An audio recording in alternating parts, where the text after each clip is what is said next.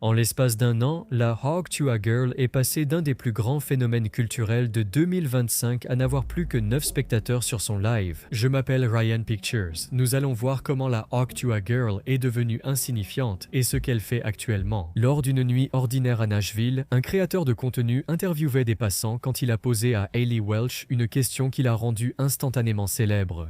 Quel est le geste au lit qui rend un homme fou à chaque fois? Tu dois lui faire le Hawk Tuah et cracher dessus? Et tout d'un coup, elle est devenue un phénomène mondial. La vidéo a explosé sur toutes les plateformes de réseaux sociaux, avec des millions de personnes qui partageaient, remixaient et réagissaient à son moment spontané. Et l'expression Hawk Tuah est immédiatement devenue un mème. Mais il y avait juste un problème. Alors que tous profitaient financièrement de sa vidéo virale, Hayley ne touchait rien. Des gens imprimaient son visage sur des t-shirts, créaient des mèmes et lançaient des entreprises autour de sa phrase virale. Certains vendaient aussi des sweats à capuche avec des slogans Hawk Tuah. Des bars et restaurants créent aussi des boissons Hawk Tuah pour suivre la tendance. Tu dois lui donner ce hack. Mais Hayley continuait son travail habituel, restant sur la touche pendant que des inconnus profitaient de ses 15 secondes de célébrité. C'est à ce moment-là qu'elle a compris qu'elle devait prendre le contrôle de la situation, comme elle l'a révélé dans une interview au magazine Vanity Fair. Mais ensuite, je me suis dit, d'accord, tout le monde gagne de l'argent grâce à ça, et ce ne sont même pas eux qui ont été interviewés, tu vois? Alors j'ai voulu faire quelque chose à ce sujet. Et la première chose que j'ai faite, c'est que je suis allé trouver un avocat et ensuite il m'a présenté à l'équipe avec laquelle je travaille aujourd'hui. Sa décision de se faire représenter par des professionnels a aussitôt payé car sa notoriété a explosé au lieu de disparaître comme la plupart des mèmes internet. Elle a gagné 1 100 000 abonnés en moins d'une semaine, les gens célébrant son succès sur les réseaux sociaux. Rapidement, elle fréquentait les plus grandes célébrités du monde. Lors d'un festival à Nashville, le chanteur country Zach Bryan l'a même invité sur scène pour chanter avec lui. L'argent affluait de partout. Une personne lui a même versé 30 000 $ pour faire la fête dans un club de Miami en portant un maillot de Tuah. Elle a aussi commencé à vendre des articles comme des casquettes Hawk Tuah et elles se sont vendues comme des petits pains. Même Joe Rogan l'a mentionné dans son podcast. Tu as vu le Hawk Tuah Speed on That Thing? Et certains fans étaient tellement dévoués qu'ils se sont fait tatouer Hawk Tuah de façon permanente sur le bras. Son agence de talent, le Penthouse, était ravie des opportunités qu'il voyait. Le monde est devenu fou de Hayley. Je suis heureux que son équipe puisse guider cette fusée, c'est la chouchoute de l'Amérique. La ville de Nashville lui a même remis une plaque pour avoir fait exploser Internet à l'endroit exact où sa vidéo virale a été filmée. Très bien. En tant que maire officiel de Nashville, c'est un honneur pour moi, au nom de toute la communauté, de remettre à mademoiselle Hayley Welch cette plaque historique. Hayley Welch a fait exploser Internet à cet endroit lorsqu'elle a dit « crache dessus ». Tout allait de mieux en mieux, et il semblait n'y avoir aucune limite à ce qu'elle pouvait accomplir grâce à cette opportunité. Mais le succès a eu un effet dangereux, car il l'a rendue avide. En décembre 2024, elle a pris une décision qui a détruit tout ce qu'elle avait bâti et l'a fait passer de chouchoute de l'Amérique à l'une des personnalités les plus détestées d'Internet. Le 4 décembre 2024, Hayley a annoncé qu'elle s'associait à une plateforme Web3 appelée Over Here pour créer quelque chose qui offrirait à ses fans la possibilité de faire partie de sa communauté d'une manière totalement nouvelle. Elle lançait sa propre crypto-monnaie appelée le Hawkcoin.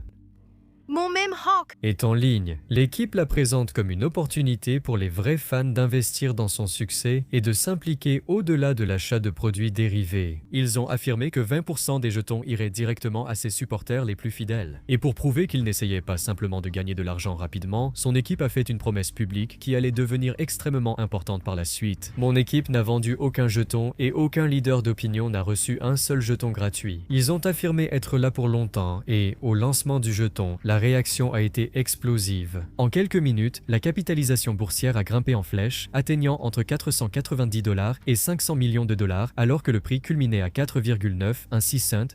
Les fans achetaient rapidement, pensant participer dès le début à la nouvelle aventure de leur créateur préféré. Ils ignoraient qu'ils tombaient dans un piège bien préparé, car le prix a chuté brutalement à 60 millions de dollars en seulement 20 minutes.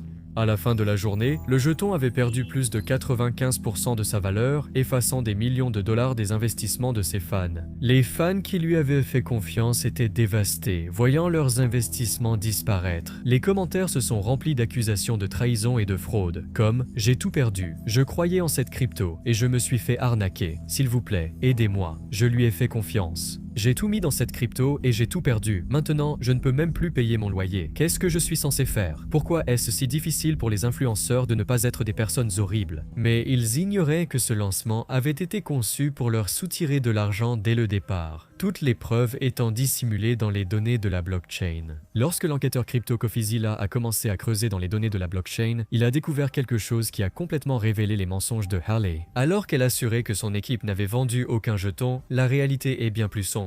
Les Bubble Maps montraient que 96% de l'offre était contrôlée par l'équipe et était envoyée à une multitude de petits portefeuilles, ce qui implique que certains d'entre eux pourraient vendre massivement leurs jetons à vos dépens. Cela signifiait que seuls 4% des jetons étaient réellement accessibles à ses vrais fans, qu'elle disait vouloir aider. Cette réponse, l'équipe n'a pas vendu un seul jeton, puis il publie évidemment une capture d'écran montrant de nombreuses ventes d'initiés qui n'ont pas eu à payer. L'équipe de Haley disait la vérité, mais de façon détournée. L'équipe Hawk ment en quelque sorte par omission ici lorsqu'ils disent que l'équipe n'a pas vendu un seul jeton.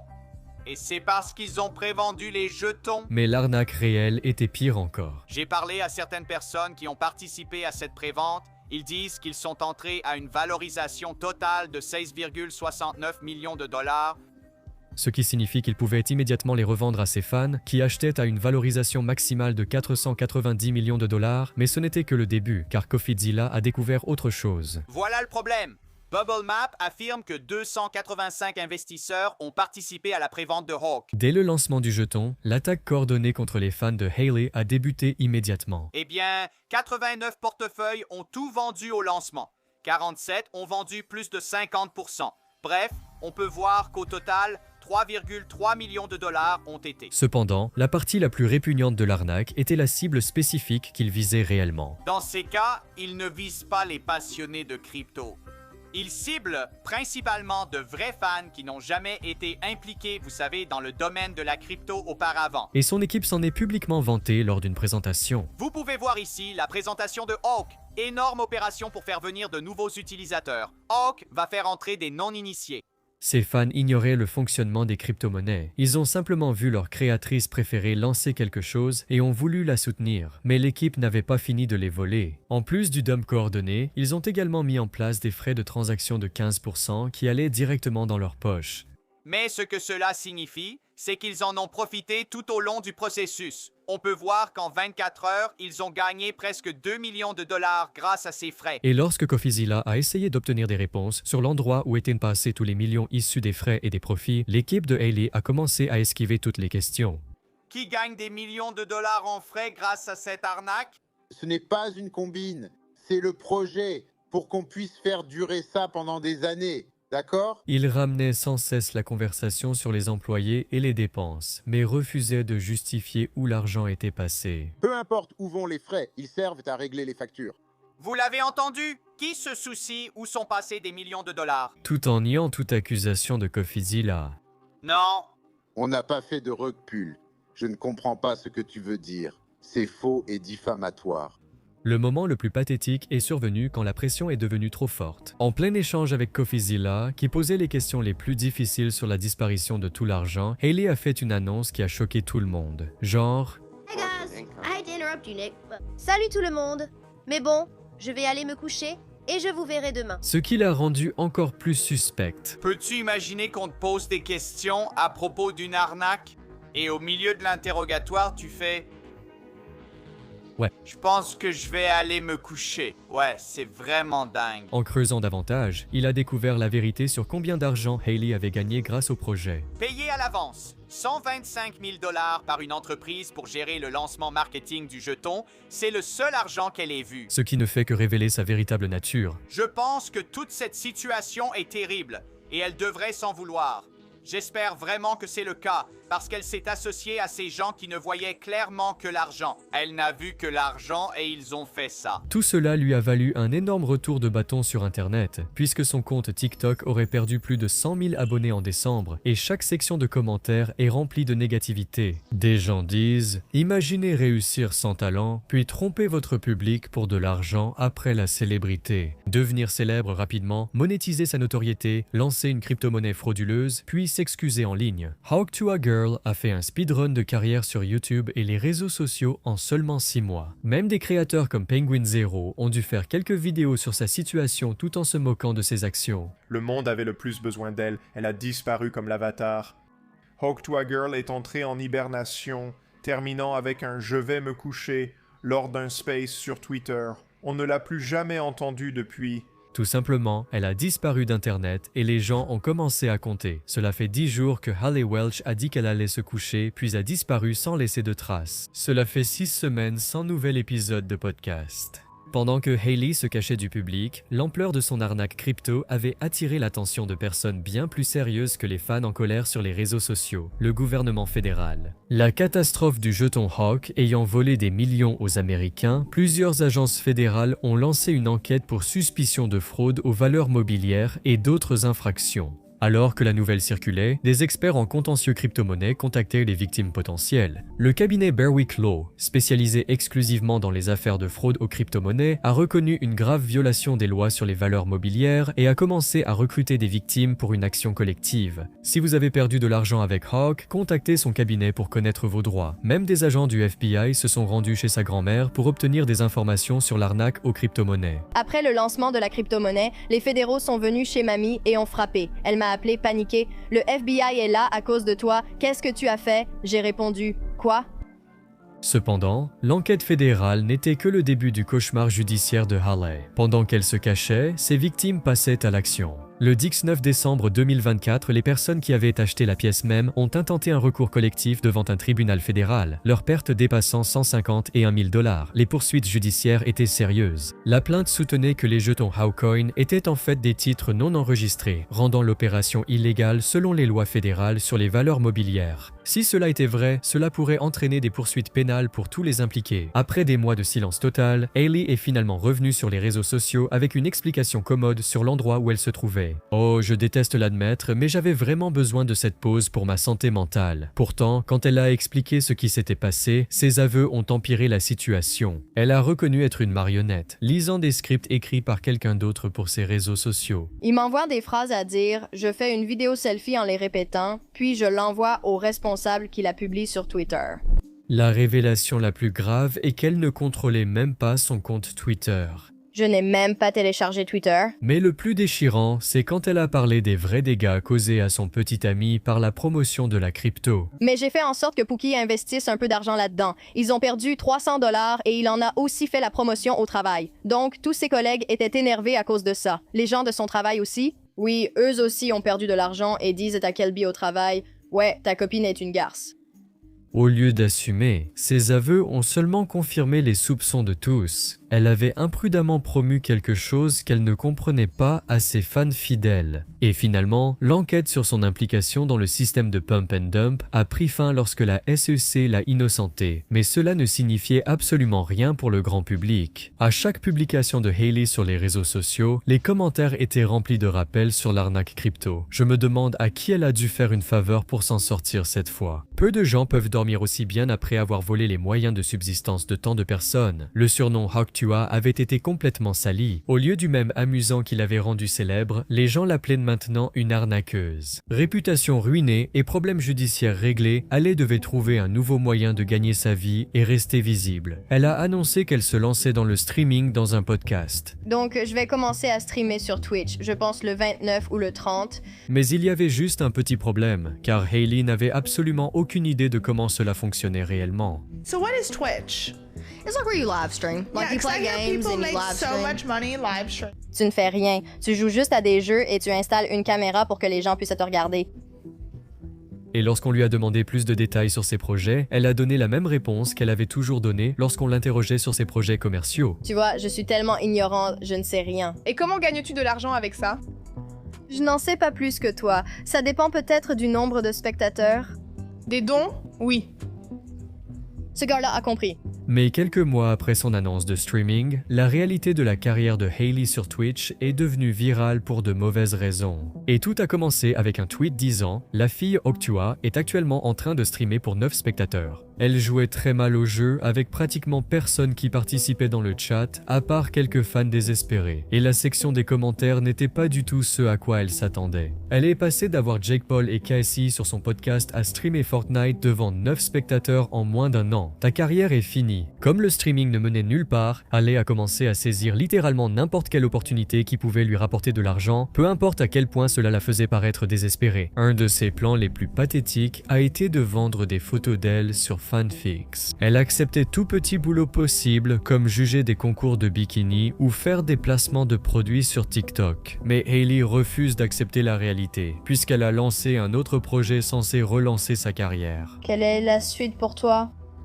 Donc, on a eu des discussions à propos d'un documentaire, on travaille là-dessus, on a choisi un producteur, mais on est encore en train de régler les détails et c'est censé être une surprise. Mais voici le problème. Elle racontait la même histoire environ 5 mois plus tôt. Et quand penses-tu que le documentaire va sortir? Donc, nous avons un producteur pour ça en ce moment que nous n'avons pas encore annoncé, mais on l'annoncera plus tard. Alors que Hailey restait dans le déni sur sa situation, d'autres tentèrent de lui ouvrir les yeux sur l'évolution réelle de sa carrière. Dans un podcast, l'animateur a fait une comparaison censée provoquer un électrochoc. Je ne sais pas, mais il me semble que c'est le bon moment pour en profiter, tu vois? C'est tout ce que je dis. Je te vois un peu comme le Lou Bega du Sud. Lou Bega était un artiste d'un seul tube en 1999 qui a eu une chanson virale énorme puis a complètement disparu. L'animateur expliquait à Hailey qu'elle suivait la même trajectoire et l'a averti des conséquences si elle ne trouvait pas vite une carrière durable. Tu dois avoir un travail, oui. Et ça pourrait être emballer des ressorts et les envoyer. À mesure que sa pertinence continuait de s'estomper, les tentatives de Hailey pour rester sous les projecteurs devenaient de plus en plus désespérées. Plutôt que d'admettre sa faute ou de montrer du remords, elle a qualifié ses détracteurs de « ops », comme si elle menait une guerre contre Internet. Mais personne n'y croyait, avec des commentaires comme « manipuler psychologiquement tes victimes en les appelant ops, emoji qui pleure de rire, essaie de rester pertinente, retourne à ce que tu faisais, ton temps est fini ». Malgré la haine publique écrasante, elle avait encore un petit groupe de défenseurs qui apparaissaient dans ses sections de commentaires pour trouver des excuses à son comportement. Ces derniers fans la défendaient littéralement quoi qu'elle fasse, peu importe à quel point c'était indéfendable. Vous ne tournez toujours pas la page sur cette histoire de crypto. Elle ne l'a pas fait exprès. Elle aussi a été arnaquée. Il est clair qu'elle a été piégée par les créateurs de la monnaie. Quand on l'entend parler, il est évident qu'elle n'a aucune idée de tout ça. En plus, 22 ans, c'est assez jeune. Leurs arguments étaient toujours les mêmes. Ils ont ignoré qu'elle avait promu une arnaque à la crypto-monnaie à ses fans fidèles avant de disparaître quand ils ont perdu leur argent. Mais ça ne changerait rien, parce qu'une fois qu'elle a perdu la confiance de son public, rien de ce qu'elle fait ne peut la récupérer, et c'est exactement sa situation actuelle. Son TikTok affichait toujours plus de 300 000 abonnés, ce qui peut sembler impressionnant à première vue. Mais ces chiffres étaient totalement trompeurs car le nombre réel de vues sur les nouveaux épisodes était honteusement bas. Et ce n'était pas mieux avec sa chaîne YouTube, car même si elle a presque 200 000 abonnés, ses diffusions ne faisaient en moyenne que 5 000, vu ce qui est sans commune mesure avec ses jours de gloire. La chute de Hailey était si totale qu'elle était désormais moquée dans les médias et la culture populaire. La série à succès Philadelphia a créé un personnage directement inspiré de sa situation actuelle, nommé Cockchua, dont la réplique culte était « Vrai sur ce truc », une parodie évidente de son moment viral. Elle s'appelait Cockchua. Sa réplique culte était « Mâche-moi ce cul ».